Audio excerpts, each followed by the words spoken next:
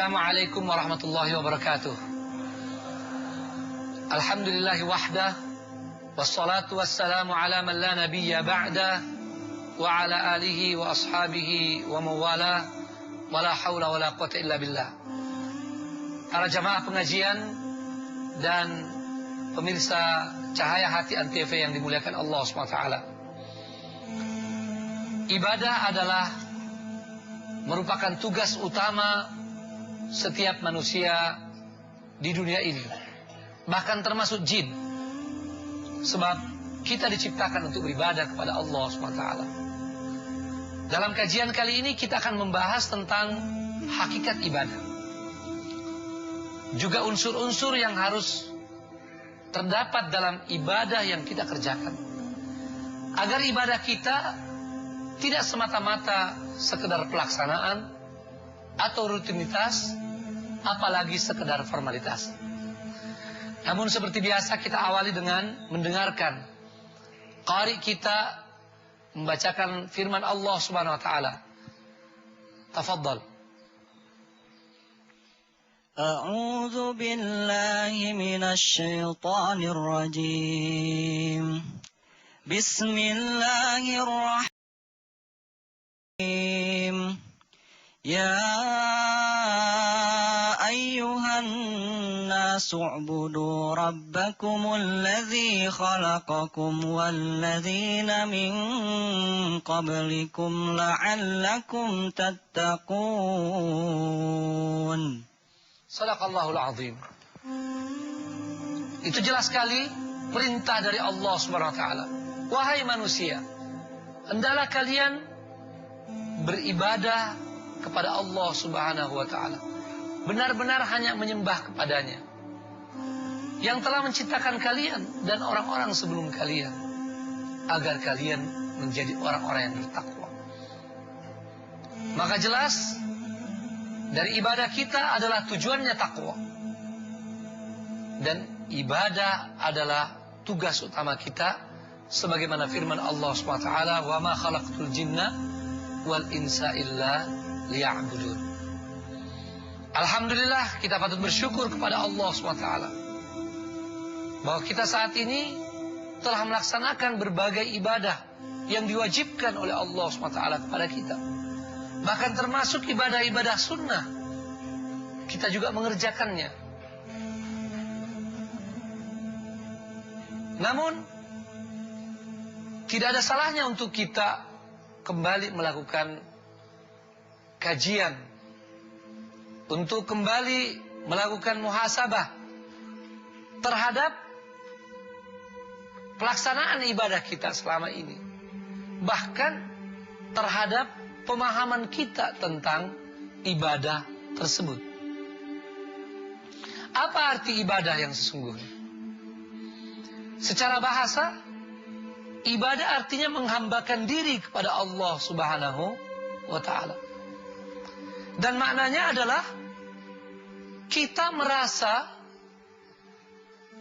kecil, merasa hina di hadapan Allah Subhanahu wa taala yang maha agung.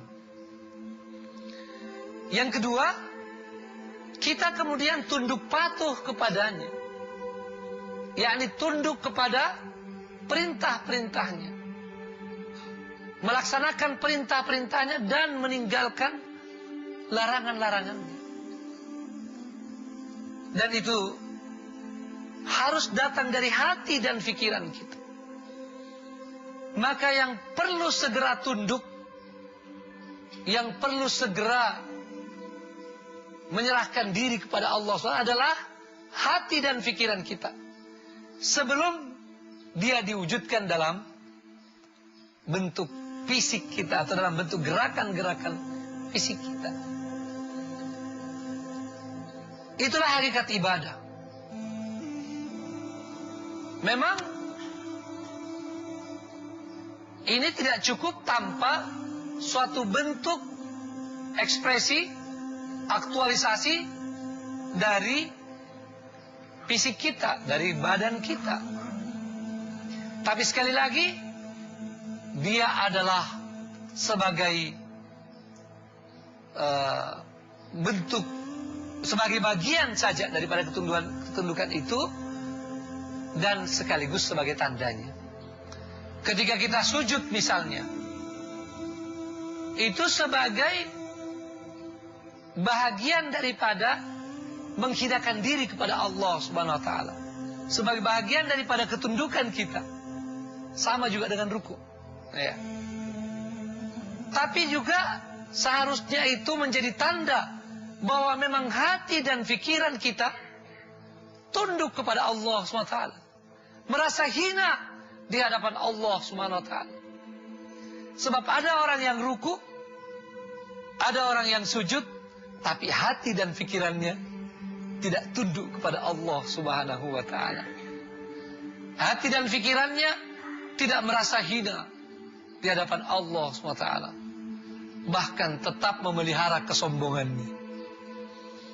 Maka orang yang seperti ini, walaupun fisiknya ruku, fisiknya sujud, fisiknya melakukan berbagai ibadah termasuk haji dan umrah, pada hakikatnya dia tidak beribadah kepada Allah Subhanahu wa taala. Tapi boleh jadi dia beribadah kepada nafsunya, kepada keinginannya, atau kepada syaitan. Padahal harus kita hindarkan hal tersebut. Dalam Al-Quran disindir, tidakkah engkau memperhatikan orang-orang yang menjadikan hawa nafsunya sebagai Tuhan? Pada hakikatnya dia tunduk kepada hawa nafsunya.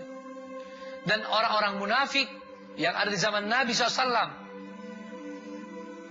bahkan sampai hari ini,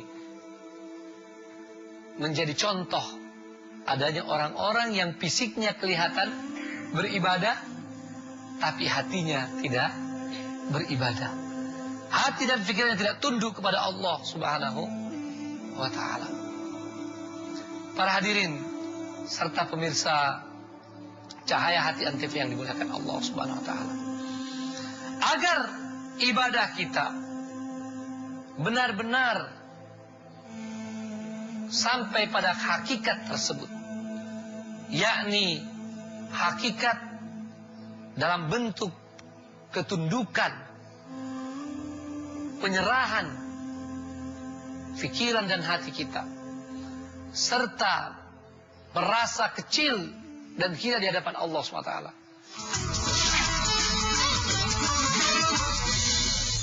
Kita perlu memperhatikan unsur-unsur yang harus ada di dalam ibadah kita. Para ulama telah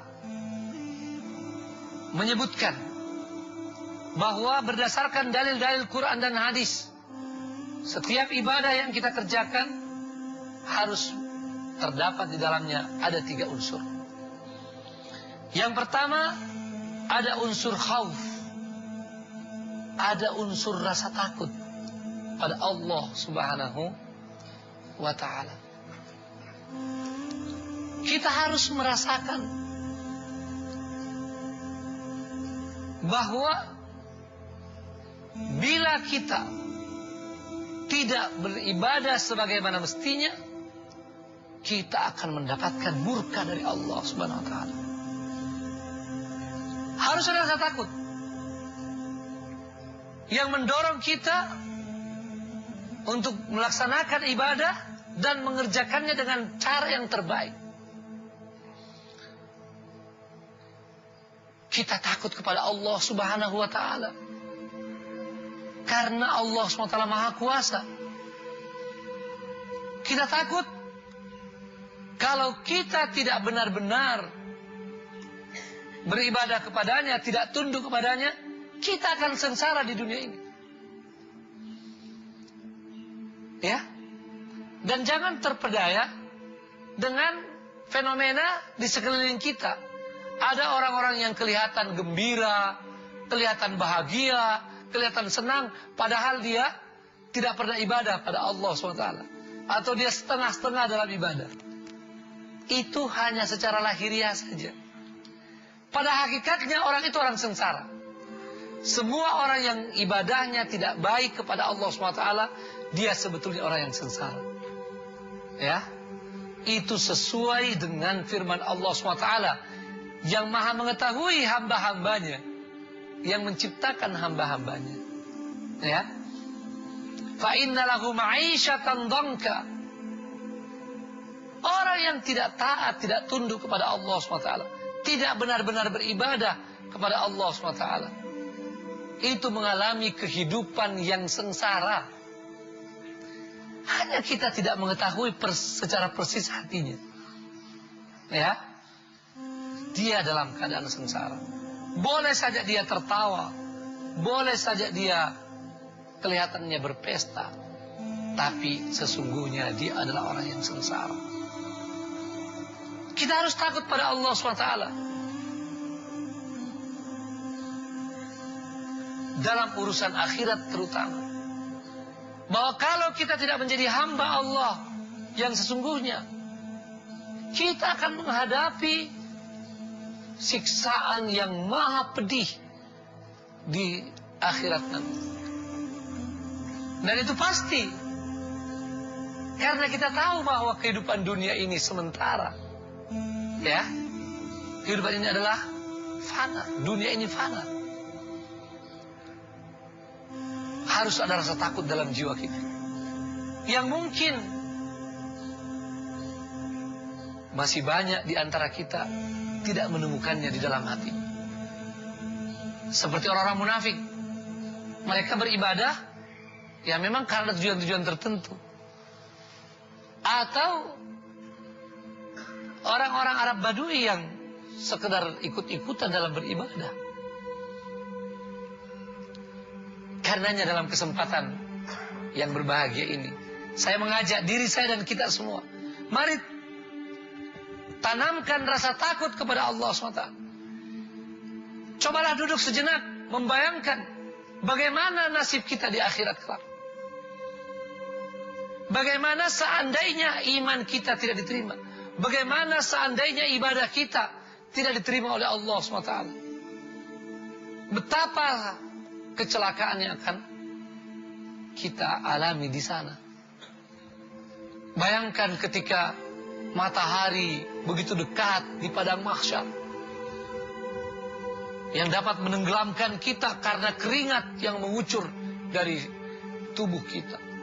Bayangkan ketika kita berada di atas sirat al-mustaqim, ya, di atas jalan yang begitu tajam dan halus, yang di bawahnya ada api neraka. Kalau ibadah kita tidak diterima, maka kita akan terjatuh ke dalam jurang neraka itu. Dan tentu kita tahu betapa pedihnya siksaan itu. Api di dunia ini yang hanya 1% dari sekian api neraka, atau 1% saja, begitu panasnya, walaupun hanya dalam 1 menit barangkali. Bagaimana dengan api neraka yang akan membakar kita begitu lama?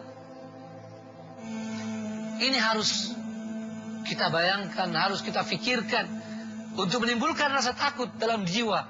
Maka ketika kita beribadah, ketika kita takbir Allahu Akbar, kita akan mendapatkan rasa khusyuk itu karena rasa takut kepada Allah SWT. Ini unsur yang pertama, rasa takut kepada Allah Subhanahu wa ta'ala. Hadirin dan pemirsa Cahaya Hati Antv yang dimuliakan Allah SWT. Unsur kedua adalah ar-raja. Bagaimana ibadah ini harus ada unsur pengharapan di dalamnya. Ketika kita beribadah, tidak cukup hanya unsur takut. Sebab itu bisa menimbulkan keputusasaan. Dan bisa membuat ibadah kita tidak jadi-jadi. Ya, makanya bapak dan ibu biasa melihat ada orang yang sholat, takbirnya nggak selesai-selesai.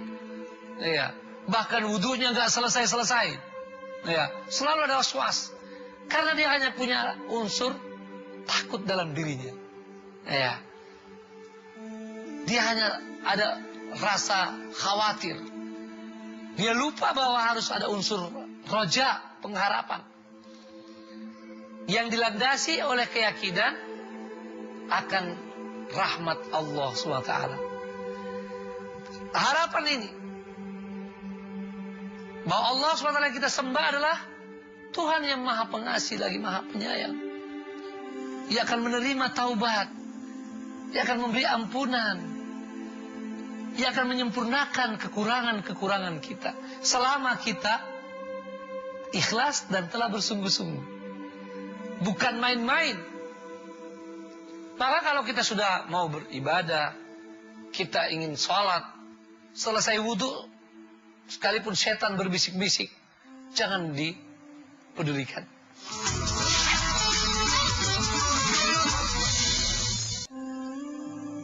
Ya, banyak di antara kita baru saja selesai wudhu, tidak lama ingin wudhu lagi.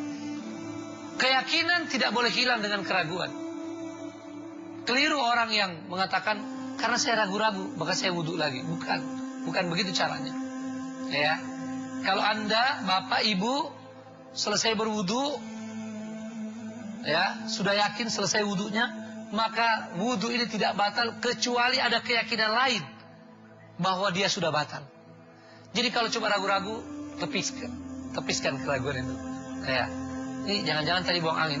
Kalau begitu tidak benar. Ya, kalau sudah yakin tadi buang angin, baru. Ya. Kalau namanya memperbaharui wudhu, silahkan saja. Tapi tidak berdasarkan was-was. Begitu kalau sudah mau takbir, sudah menghadap Allah SWT, Bismillah, takbir, ya, dan yakin Allah akan terima ibadah yang kita kerjakan. Inilah yang digambarkan tentang orang-orang yang rajin beribadah kepada Allah SWT. Wa yad'unana raghaban wa rahaba wa kanu lana khashi'in. Mereka berdoa, beribadah kepada kami dalam keadaan takut dan penuh pengharapan. Dan mereka adalah orang-orang yang khusyuk kepada kami. Hadirin hadirat dan pemirsa Cahaya Hati Antv yang dimuliakan Allah SWT. Yang ketiga adalah cinta. Al-hubbu. Harus ada unsur al-hubbu di dalam ibadah. Selain rasa takut, pengharapan, hendaknya ibadah kita memiliki unsur cinta. Cinta kepada Allah SWT. Yang dengannya kita termotivasi ingin beribadah. Karena ingin ketemu langsung lagi dengan Allah SWT. Ya. Sebab setiap kita beribadah mahdhah, itu artinya kita sementara berhubungan langsung dengan Allah SWT. Apalagi dalam bentuk sholat. Ya. Sebetulnya ibadah mahdhah yang lain pun demikian.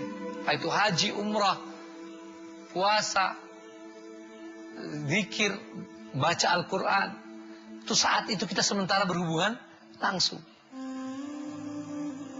Tetapi sholat lebih jelas lagi. Kita sementara bertemu dengan Allah SWT. Nah, kalau ada cinta, kita selalu ingin beribadah itu. Makanya kita sering ingat-ingat, kapan lagi nih masuk waktu? Ya.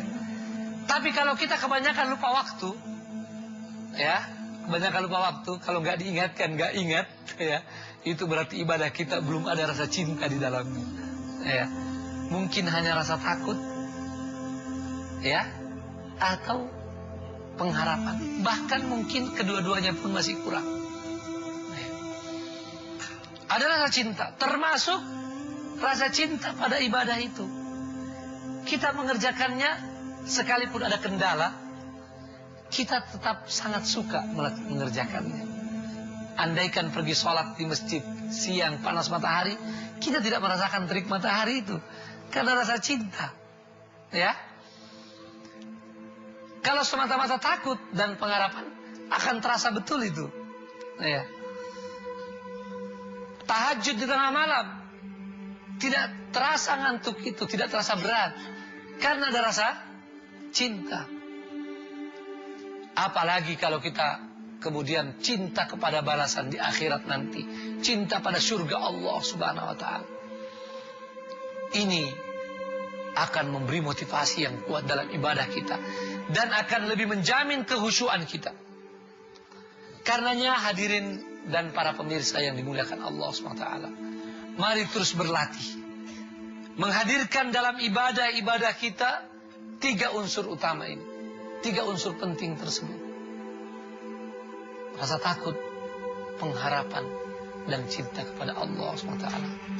Dan jangan lupa banyak berdoa kepada Allah SWT agar kita dapat meraih hakikat ibadah yang dengannya ibadah ini disyariatkan. Allahumma ghafir lil muslimina wal muslimat wal mu'minina wal mu'minat al ahya'i minhum wal amwat innaka sami'un qaribun mujibud da'awat ya qadiyal hajat. Allahumma a'inna ala dhikrika wa syukrika wa husni ibadatik. Allahumma a'inna ala dhikrika wa syukrika wa husni ibadatik. Allahumma a'inna ala dhikrika wa syukrika wa husni ibadatik. Ya Allah, tolonglah kami agar kami dapat melaksanakan dan menunjukkan kesyukuran kepadamu dan benar-benar beribadah yang terbaik kepadamu. Allahumma tolonglah kami untuk banyak berzikir kepadamu, bersyukur kepadamu, dan melaksanakan ibadah yang terbaik kepadamu. Ya Allah, tolonglah kami untuk benar-benar berzikir kepadamu, bersyukur kepadamu, dan melaksanakan ibadah yang sebaik-baiknya kepadamu. Ya Allah, Ya Rahman, Ya Rahim. Ya Allah, kami tahu kelemahan kami tahu kekurangan kami, tapi Engkau yang Maha Pengasih lagi Maha Penyayang. Mudahkanlah kami untuk melaksanakan segala ibadah kami, dan jadikanlah kami khusyuk dalam salat kami, serta ikhlas dalam segala ibadah yang kami kerjakan.